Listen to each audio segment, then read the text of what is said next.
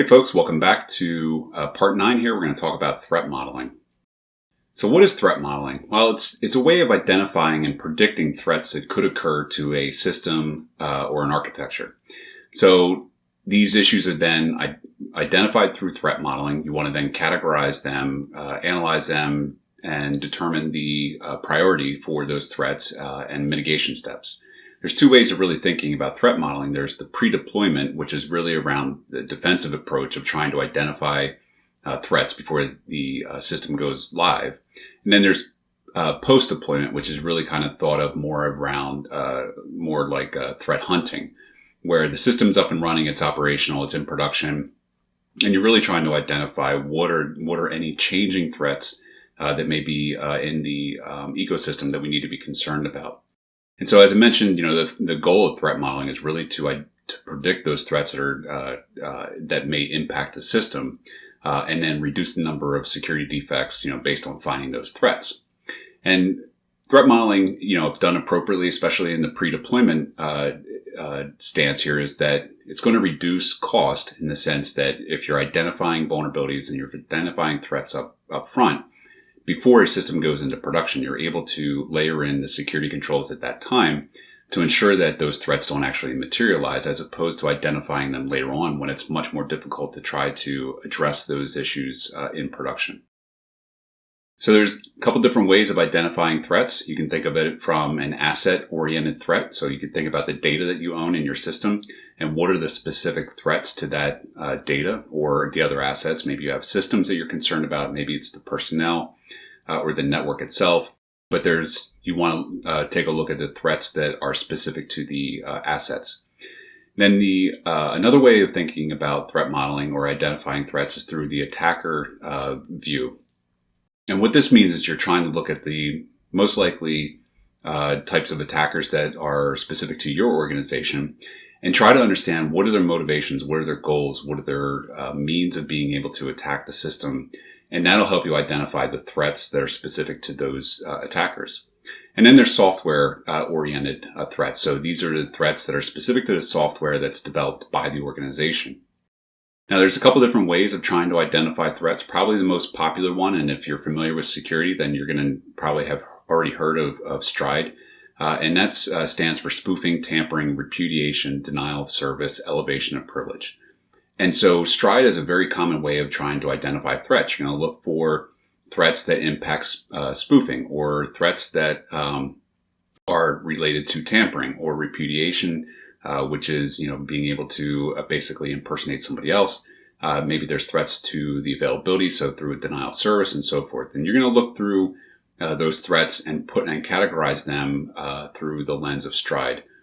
Another way of identifying threats is through PASTA. And PASTA is a 7-stage threat modeling that focuses on the risk to the asset. So as I mentioned before, you could be looking specifically at maybe the network or the system or the data.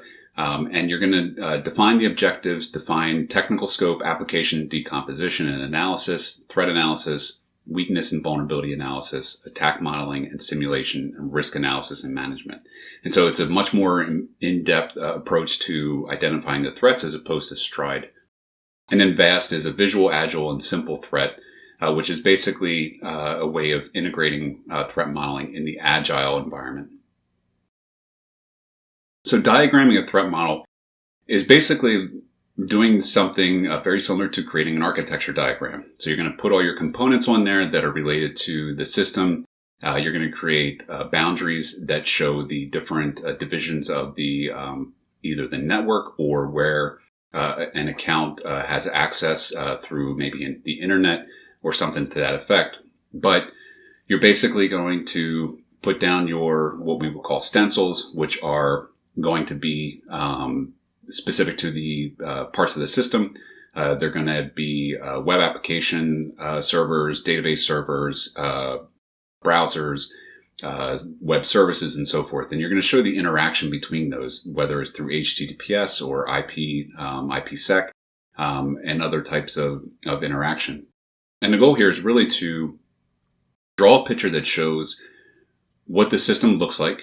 And from here, you're able to then start going through the different processes, whether it's, in this case, it would be something like Stride, where you're able to then look at the different threats that are posed to this particular architecture or this particular system based on Stride. So you might look at, for instance, in the top left corner, you have a maintenance web server service accessing the managed application. Well, there's a potential there for a spoofing if the maintenance web server has been spoofed by maybe a malicious actor. How does the managed application protect against that? And so you would walk through that, and also you can look at that again, the same interaction there. Maybe there's a tampering possibility where the data that the maintenance web service is sending to the managed application could be tampered with and changed in transit. So how do you deal with that? So that's a basic, high-level basic way of walking through a threat model using something like Stride, is that you look at this model and you try to determine what are the different types of impacts and threats that could be posed to this system. Now, in many cases, there are tools that will allow you to draw this architecture and generate those threats and tell you what are the different threats that are posed to this particular system or architecture based on, for instance, the Stride model. Great. So you did your threat model. Now you need to understand what are the priorities of solving those threats that are in that threat model. So once the threats have been identified, you want to look at what's the probability of that threat occurring? What's the damage if that threat did occur? And then put it into a high, medium, low type of rating system. So if you look here on the right-hand side, you have a diagram that shows damage across the bottom, and then you have probability running up to the top. And what you're really looking for is those threats that have a high probability and a high amount of damage.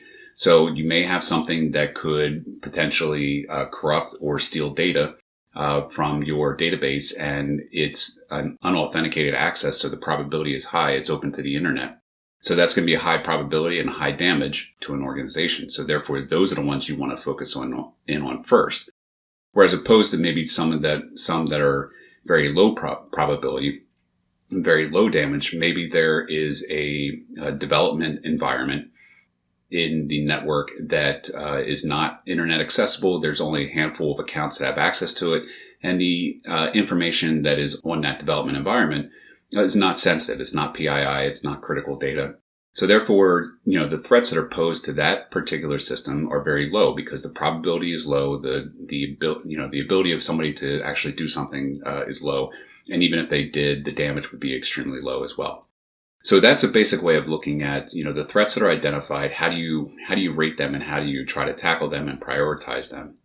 There's also a dread rating system, which allows you to look at these threats through the lens of damage, reproducibility, exploitability, affected users, and discoverability. And each of these will help you identify how high and how low those items are. So for damage potential, if it's a high level of damage and reproducibility is easy, exploitability is easy, and so forth, you can walk through that and say, okay, this is a high rating threat that needs to be focused in on. So once the threat has been prioritized and identified, the appropriate controls should be put in place. And again, if you're using a threat modeling tool, some of those tools will give you the option or give you the information related to how to put a mitigation in place. So for instance, if you're concerned about tampering between a web service and a web server, what you may do is make sure that HTTPS is implemented and that there's authentication. And that'll hopefully mitigate most issues in that case. Thank you for your time, and I look forward to speaking to you again.